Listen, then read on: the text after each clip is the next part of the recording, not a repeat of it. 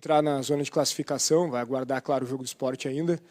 Mas em relação a desempenho, a gente tem acompanhado os torcedores debatendo muito e não estão satisfeitos, né? Alguns entendimentos de que o Grêmio joga de uma forma demasiadamente recuada. Você concorda com isso? Por que o Grêmio joga muito recuado?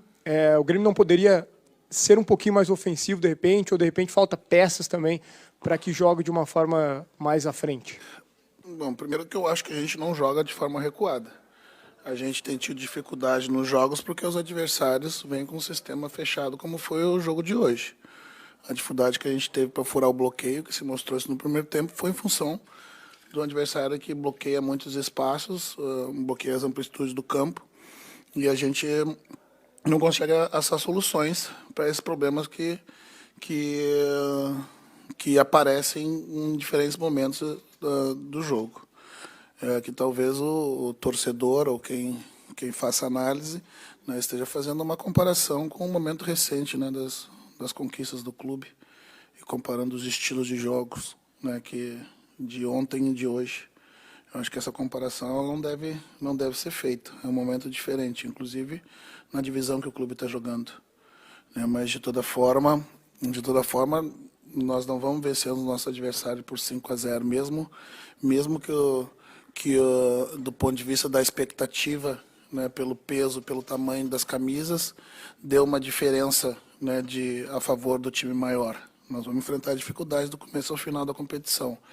E, novamente, nós não iremos subir em agosto.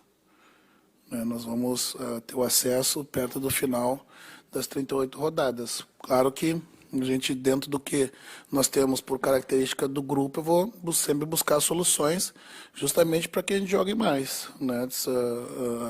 O fato de escolher uma formação com 3 zagueiros não foi para defender mais, justamente foi para jogar mais, para que eu tivesse mais jogadores à frente da bola no momento defensivo.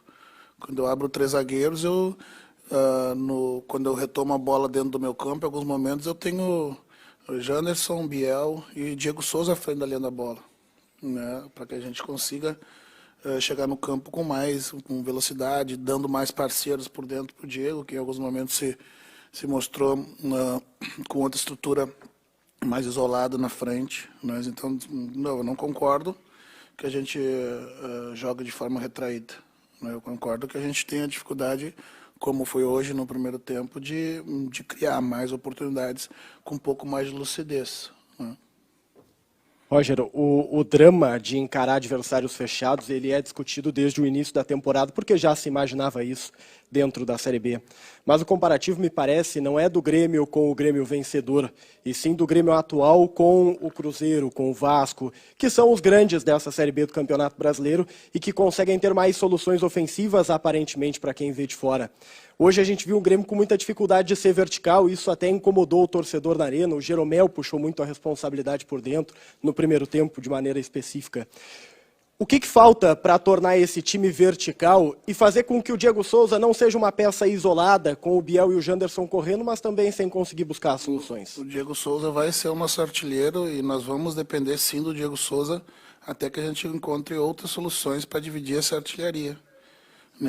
Concordo, hoje o fato de não sermos vertical foi pela ansiedade ou pelo receio, né, do ambiente que tem sido criado dentro de casa, né, de tu arriscar mais passes em profundidade, né, com a estrutura do Sampaio Correia, com um bloco baixo, mas um bloco em linha média, oferecendo essas profundidades, e por vezes tu não arrisca uma profundidade, dar um passo lateral com receio de ter essa bola retomada e essa ansiedade passar para o torcedor e devolver para o campo. Né? A verticalidade, sim, eu concordo contigo. Hoje ela nos faltou. E justamente era a verticalidade que eu propunha tendo Janderson e Biel por dentro para atacar essas profundidades, principalmente de dentro para fora. Né? Com a amplitude dos alas, né, batendo na linha para criar espaços internos. Né? Mas, de novo, a gente está lidando com o adversário. E essa comparação, né, que tu fizesse com outros adversários que estão grandes na disputa da Série B, os adversários já aprenderam a jogar essa competição porque já estão há mais tempo nela. Né? E também o torcedor já não... torcedor de Vasco, torcedor de Cruzeiro, que no primeiro ano do rebaixamento, que também se mostraram muito decepcionados com o descenso, também acabavam, de uma certa forma, gerando ansiedade. O que eu falei para os atletas foi justamente isso no final do jogo. Nós vamos ter que, infelizmente, lidar com a ansiedade do torcedor até o final da competição. E a gente vai ter que ser resiliente, para não permitir que essa ansiedade troque ou mude ou altere ou diminua a nossa capacidade de tomar decisão dentro do campo. Hoje nós tivemos 30 mil. Mesmo eu tenho que valorizar a vinda do nosso torcedor no campo, porque mesmo decepcionado, ele veio ao jogo. Eu posso questionar porque não tinha 50, Aqueles também, e também agradecer aqueles que entenderam que não viriam porque estão muito chateados também, e preferem ficar em casa. Mas essa comparação, eu acho que ela tem que ser contextualizada.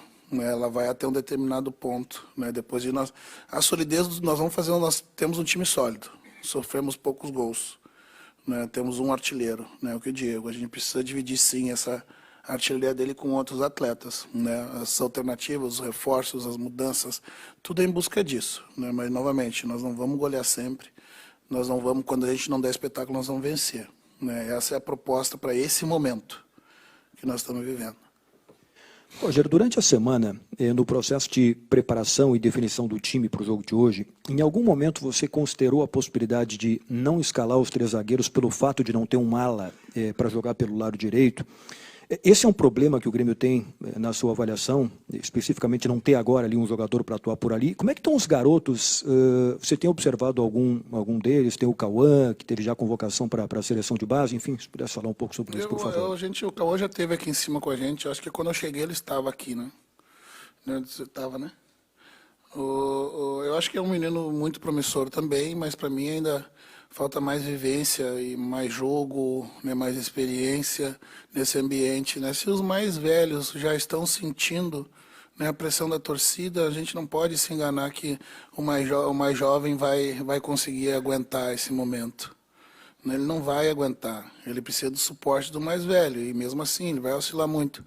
Então, se me passou pela cabeça, porém, de mudar para uma linha de 4, mas de qualquer forma também, mudando o sistema também não tinha um lateral, E o Varela faz bem essa função ali, já fez na partida decisiva da Copa Gaúcha, entrou em alguns jogos, se portou bem, o sistema está estruturado dessa forma. No segundo tempo eu alterei, porque o Natan sentiu e eu não quis aí sim colocar um outro zagueiro e colocar mais um jogador à frente, empurrando o Bitelo para meia. O Rodrigo está voltando, ele já está na fase de transição, não sei se ainda a gente vai poder contar com ele, mas, na minha opinião, o Varela fez um bom jogo.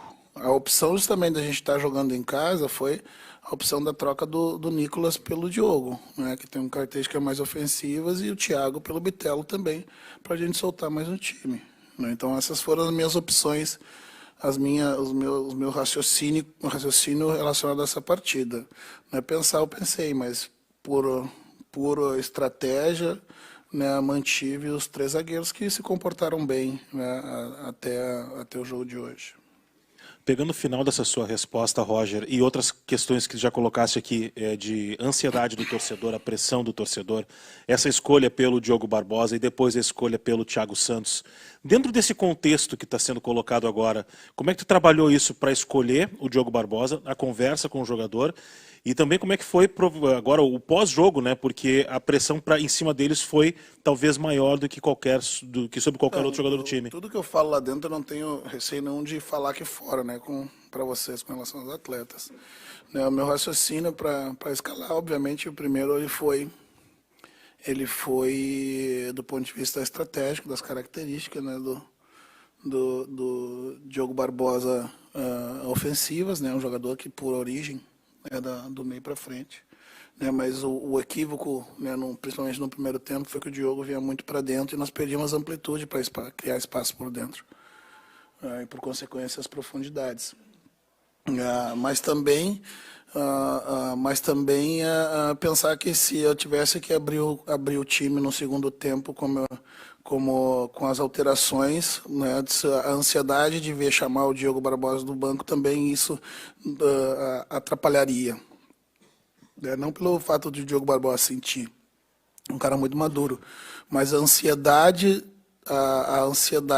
né, dá para dizer até a negatividade, quando você chama um jogador do banco, impactar nos outros atletas, no coletivo.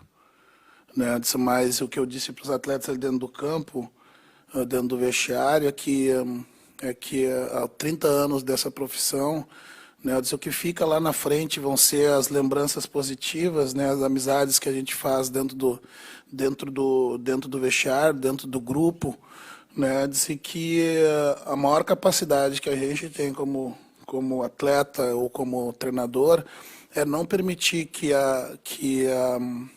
as decisões e o ambiente interfiram nas minhas decisões. Né? Então, em nenhum momento eu pensei em não colocar o Thiago, porque aquela para mim era a alternativa tática certa para aquele momento. E o Thiago se mostrou correto, porque entrou no campo, foi dele a roubada de bola do segundo gol e a roubada do terceiro, que foi invalidado por impedimento.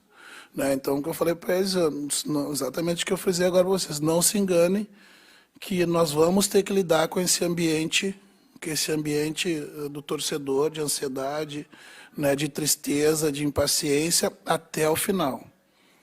Né? Quando o torcedor... Um torcedor que é muito importante para a gente, quando ele vier no campo, mesmo que seja 5 mil, a gente tem que valorizar esses 5 mil, né? E perguntar pelos outros 45. Mas esses que vierem em campo e que não gostam e se manifestam da forma como se manifestam, a gente tem que, na verdade, agradecer eles ter vindo. Né?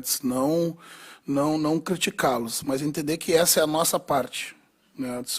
O que acontece no campo é que reflete no torcedor que volta para campo. Né? Pouquíssimas vezes vai ser o contrário. Né? Mas, de novo, essa é a nossa parte. Né? Quanto peso a gente consegue carregar sem envergar. Roger, você falava no início sobre a importância que o Diego Souza vai ter para a equipe do Grêmio durante a Série B. Ele mostrou isso hoje. Só que em alguns momentos da partida, a gente percebeu o próprio Diego Souza fazendo o sinal, pedindo a aproximação do restante da equipe que ficasse mais próximo de si. E como resolver isso? Você tem pedido nos treinos que o time fique mais próximo do Diego Souza? Como resolver isso para as próximas partidas? Eu só não peço como treino, né? Só pedir uma parte só, né? O treinamento é outra. Mas, novamente, dentro do campo, os jogadores também tomam decisões de forma autônoma em função das suas características. O time é uma combinação de treinamento com a junção das características dos jogadores que estão no campo. Né? Justamente, de novo, colocar 3 zagueiros já foi para botar jogadores perto do Diego, para que ele não se mostrasse sozinho. Porém, os jogadores que hoje jogam ali, que é o Biel e o Janderson, jogadores rápidos, né, que têm por virtude de velocidade. E, por vezes, eles se afastam, né, do Diego, né, que vai trabalhar em profundidade apenas no último terço. Antes disso, ele vai ser um jogo de apoio. Né? E é isso que a gente busca sempre trabalhar. Acontece algumas vezes, tu treina exaustivamente, não é para as questões se repetirem durante todo o jogo 55 vezes, 60 vezes. É 1, 2 encaixes, né, de apoio, né, para que você ganhe uma solução. É alternar os momentos. É tu buscar profundidade no adversário para criar espaço para jogar por dentro. Né, e se o adversário não proteger a profundidade, tu usar. Né, porque um adversário como hoje, se você não se insinua em busca de profundidade, ele sente o conforto de que a bola não vai entrar nas suas costas. E ele vai marcar mais a bola no pé. Né? Então, à medida que tu alterna nesses momentos, você cria dúvida. No futebol é tudo o objetivo de gerar dúvida. Criar dúvida no adversário. O adversário, puxa, mesmo que a bola vá para a linha de fundo, mesmo que o cara pegue no finalzinho, consiga um cruzamento que é interceptado, gera uma dúvida na linha defensiva. A próxima eles vão usar a profundidade ou vão querer o pé? Né? E isso é que gera um pouco mais de conforto. São os ajustes, né, que a gente muda a característica para tentar pegar, muda a estrutura. Né? Tudo isso, como eu disse, para favorecer o nosso 9, né, que é o nosso centroavante e o chefe do ataque. Roger, aqui embaixo. Aqui.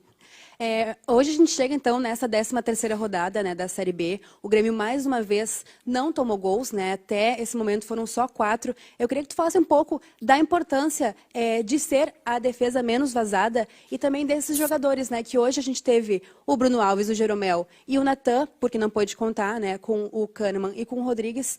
O quão importante também é ter peças para reposições. Então, por isso, eu acho que esse é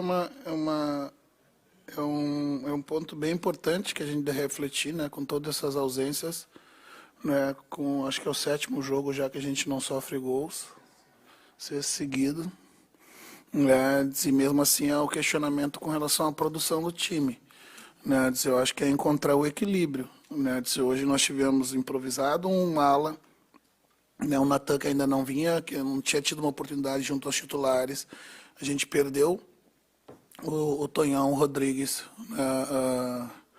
durante a noite, né, a gente já não tinha o Elcos como alternativa. Eu acho que tem muitos pontos importantes que a gente pode valorizar nessa vitória, né, eu acho que a gente pode também mudar um pouco o foco da análise, né, de uma forma mais proativa, né, analisar esses contextos, né, da invencibilidade, né, que até bem pouco tempo eram 5 jogos sem ganhar e se transformarem em 7 sem perder, né, e eu acho que tem coisas importantes. Tem muito a melhorar? Obviamente que tem, mas nesse momento, né, o que nós buscamos é a solidez para se manter vivo no jogo e definir a partida em 1, 2, 3 oportunidades com eficiência das oportunidades criadas. Roger, a gente já falou algumas vezes aqui em oscilação, né, da gurizada, principalmente, né, dos guris. E se tem um jogador que tem oscilado nos últimos jogos, eu acho que é o Bitelo. O Bitelo não tem feito as mesmas atuações que fez antes. Tem a ver só com a oscilação ou pode ter a ver também com o jeito de jogar com 3 zagueiros? Mudou um pouco para ele? As alternativas dele em campo mudaram também? Não, porque ele já não vinha bem quando nós estávamos jogando com 4, né? Ele deu uma quedinha ali, mas antes da gente transformar em 3 zagueiros, né? Ele já vinha não no mesmo nível de outras atuações. É perfeitamente natural, né, essa queda, oscilação, porque você passa de expectativa num primeiro momento, né, depois você tem que confirmar tudo aquilo que você provou, né, e esse momento é um momento bastante muito difícil, né, eu costumo dizer que no futebol as coisas se resumem, no futebol e na vida tudo se resume a 2 coisas, a vaidade e as consequências dela. Só isso, né? Todo jogador de futebol ele vai se deslumbrar, todos. A diferença vai ser quanto tempo você vai ficar deslumbrado. Alguns são alguns meses, outros são alguns anos e tem uns que estão até hoje, né? A carreira toda, né? Eu me recordo quando eu fui para a seleção a primeira vez. Eu votei pensando que eu era o melhor lateral esquerdo do mundo. Até o Filipão pegar uma bola no treino, né, o que e algumas vezes, né, que vocês presenciaram, que alguns achavam que essa contundência em abordagem é errada, eu queria sair driblando todo mundo. Então, ele pegou, depois da 3ª vez que eu fiz isso, ele pegou uma bola, eu disse, essa aqui é para ti, para o treino. Agora tu deixa essa para os outros também dividir um pouquinho, né? Mas então, de novo, não é questão de deslumbramento da vaidade como algo negativo. É que todos nós vamos, de uma certa forma, nos deslumbrar com o momento que a gente vive. Mas a sorte é que a gente tem alguém para puxar a gente para a terra de novo, né? E essa é a minha responsabilidade. Olha, e ele já sabia desse momento que ele ia passar. Porque mexe no contrato da gente, a gente começa a ver mais dinheiro. Eu me recordo, como se fosse hoje, isso eu conto sempre para eles, quando eu recebi o meu primeiro salário, quem é mais velho vai lembrar, aquele olerite, né?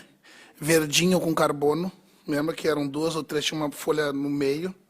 Eu me recordo, meu primeiro salário foi R$4.000, há 30 anos atrás. E a minha irmã, a minha irmã que é minha administradora, estava na minha frente quando eu mostrei para ela o contra-cheque. Eu ganhava R$300. Me passaram para 4 mil. Eu lembro que eu devo ter gritado tão alto dentro da minha cabeça que ela deve ter percebido. Que eu olhei e disse assim, tô rico.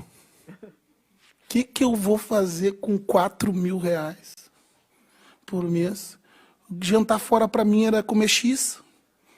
Comprar roupa para mim era comprar roupa na C&A e na Mesbla. Andar para mim era para andar de ônibus. Quem é velho lembra, né? Da Mesbla.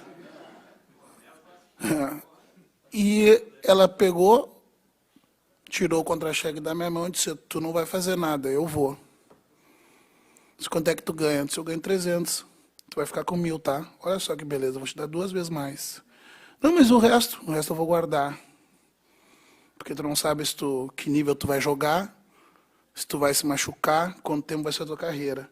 Foi a melhor coisa que ela fez. Então, disse, tudo isso, de novo, tudo isso é completamente natural. A oscilação pelo nervosismo da torcida, pelo desejo de afirmação, de sair de expectativa, de prolongar o contrato, do empresário mostrar que ele está sendo visto e já tem outros times olhando. Tudo isso é natural acontecer, né? E eu acho que não é o caso do Bitelo, é o caso do Elias, né? É o caso do Gabriel, né? O desejo de acertar, e vai ser assim. A gente firma, esconde um pouquinho, né? Porque assim, da mesma forma que o torcedor deseja, depois de 2 jogos sem jogar bem, ele também não quer mais. E eu tenho uma responsabilidade com a carreira deles, com o prosseguimento, porque eu já vi muitos o ambiente matar. Né? Então a gente bota um pouco, tira, ganha a tua confiança no treino de novo. Vou te esconder um pouquinho, tá? Para deixar a gente ver. Daí a gente bota de novo e assim a gente vai indo. Não é só um fator, são vários. São vários fatores, mas esse é o processo. Roger, eu queria te perguntar, já que em virtude desse ambiente criado, como é que se comunica o torcedor? Como é que faz com que ele entenda que essa é a realidade do clube, que por falta das opções, às vezes, ideais, precisa às vezes se improvisar, precisa adotar um estilo de jogo que muitas vezes não é o de preferência, mas que é o do momento para, exatamente como tu citaste, ter essa questão da solidez, de evitar perder primeiro para depois tentar vencer. Marco, então, é justamente nesses momentos a gente buscar, não conscientizar, mas mostrar que o torcedor é o fato gerador de tudo que a gente faz. Se ele é o patrimônio do clube, né? Se ele é muito importante para que a gente consiga devolver o clube à primeira divisão, né? E a gente precisa muito do torcedor ao lado, por vezes do que ele vai ver dentro de campo, ele não vai estar completamente satisfeito, mas é o que para esse momento a gente pode, né, oferecer, e os atletas estão muito, mesmo por vezes chateados, né, disse, poxa, né, parece que é melhor a gente até jogar fora de casa do que em casa. O torcedor lá é importante. Que venham 50 mil e que vai, não tem problema, né, mas nesse momento a gente precisa do abraço do torcedor. É juntos que a gente vai ser. A gente não pode criar um ambiente de nós contra a torcida contra o time. Daí a gente não vai. Né? Que lotem o estádio. Né? Que dentro de campo, ou com bom futebol, ou com energia, ou com motivação, né? Ou as 3 coisas juntas, nós vamos buscar tirar o time para a primeira divisão de novo. Mas só vai ser com o apoio dele. Um time sem torcida não anda. E a gente sabe como é que é a torcida do Grêmio. Eu vivi aqui 10 anos como jogador. Nos meus momentos como atleta, né, se eu me recordo em 2003, quando a gente foi, acho que também da segunda rodada até a última, se livrando contra o Corinthians, para não cair. Depois das rodadas iniciais, que o torcedor também veio decepcionado e veio um pouco o número, quando ele percebeu que sem o apoio dele a gente não ia livrar, ele foi para campo. No último jogo contra o Corinthians, se a gente pegar o borderô do jogo, tinha 50 mil pessoas no Olímpico. E a gente dependia de vencer ainda de resultado. E as coisas aconteceram. Então, o torcedor é o que nos move. E a gente precisa deles. Obrigado, Roger.